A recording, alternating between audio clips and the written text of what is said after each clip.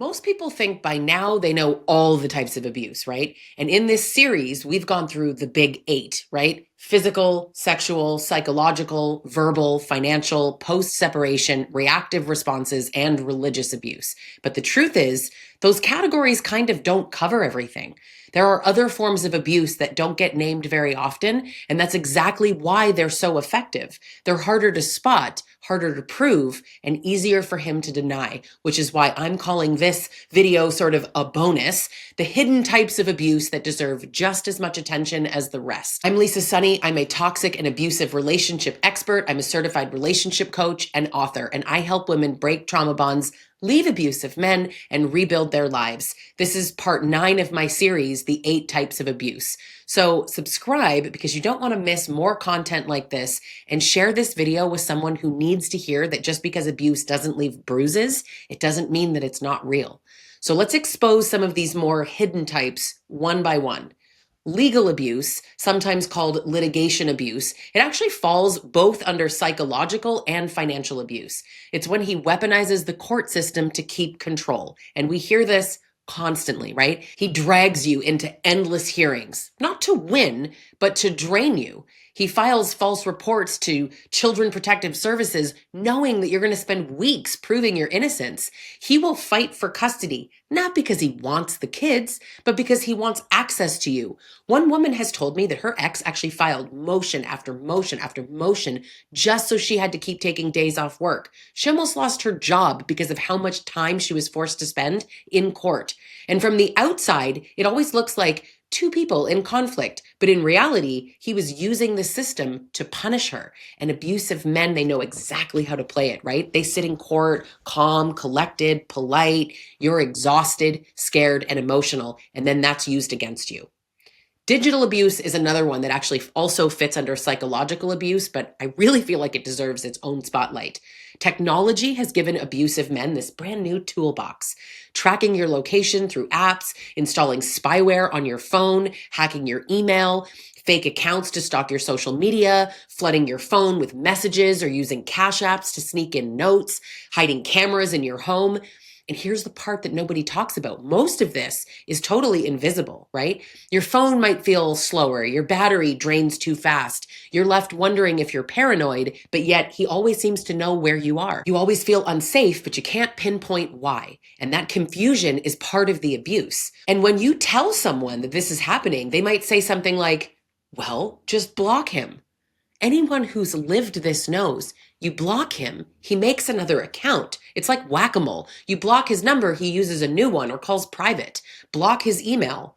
Is that even a thing? It goes into your junk box. Plus, blocking him makes him angry and then he might show up, right? None of this is actually about reaching you. It's about proving that he still can. Another one is called reproductive abuse. That obviously overlaps with sexual abuse and physical abuse, but this is when he takes control of your ability to choose if, when, or how to have children. Maybe he sabotages your birth control, refuses to use protection, stealthing, right? Removing the condom without your consent, pressuring you into pregnancy, pressuring you into an abortion, or demanding that you keep a pregnancy that you don't feel safe carrying. One woman told me that her husband flushed her birth control pills down the toilet because if you loved me, you'd want my baby. Another said that her partner withheld sex until she agreed to stop using contraception. This isn't about family planning. This is men baby trapping women. It's about power. Abusers know that pregnancy makes you more dependent. It makes you more vulnerable. It makes it harder to leave. And that's why reproductive abuse is so common and so devastating. Another one is immigration-related abuse, right? This obviously crosses into like financial, psychological, post-separation abuse. It's when he uses your immigration status as leverage. Maybe he threatens to cancel your sponsorship. Maybe he hides your passport. Maybe he says, if you leave, I'll have you deported.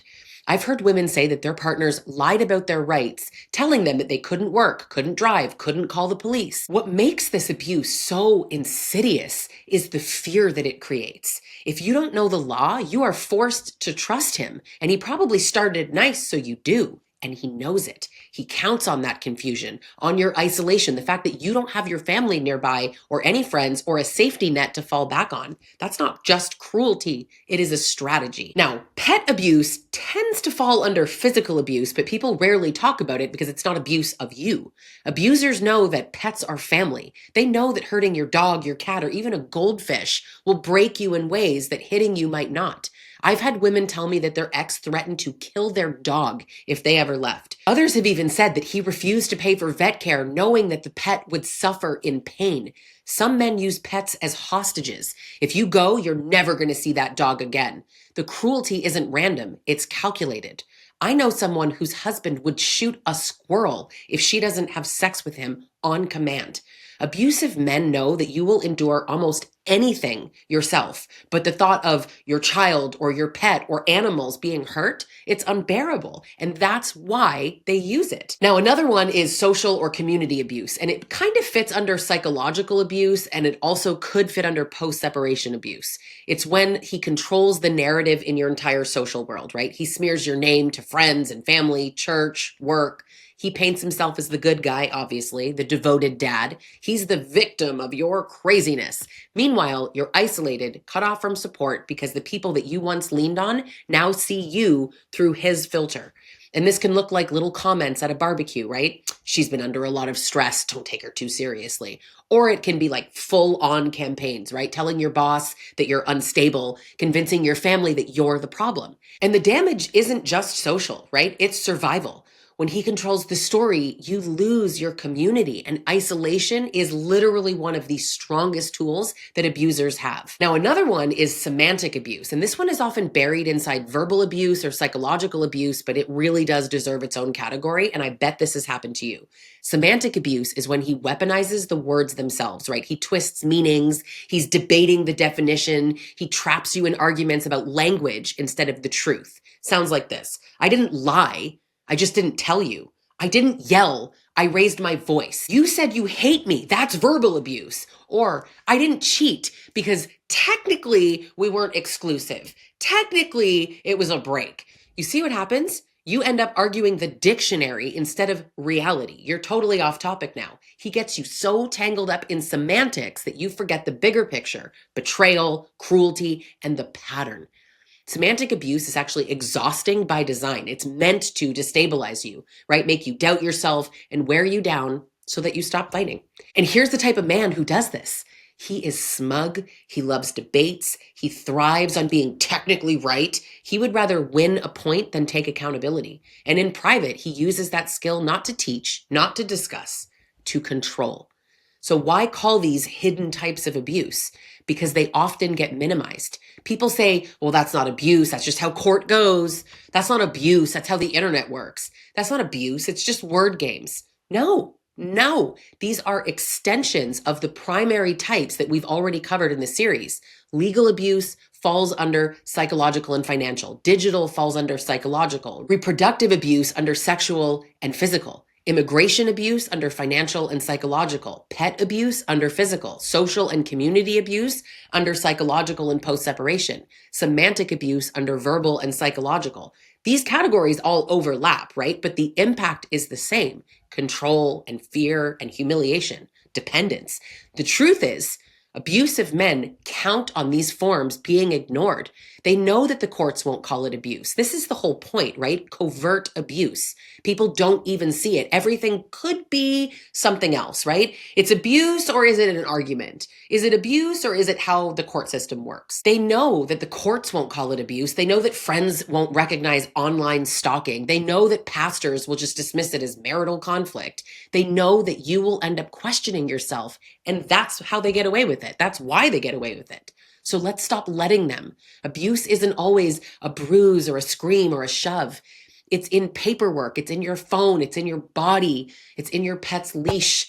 It's in your own words being turned against you. And the more we name these, the less invisible they become. This was part 9 and the final video of the 8 types of abuse. This is the bonus episode explaining all the hidden forms that just don't get enough attention. So if this hit home for you, I want you to hit subscribe so you don't miss more videos like this.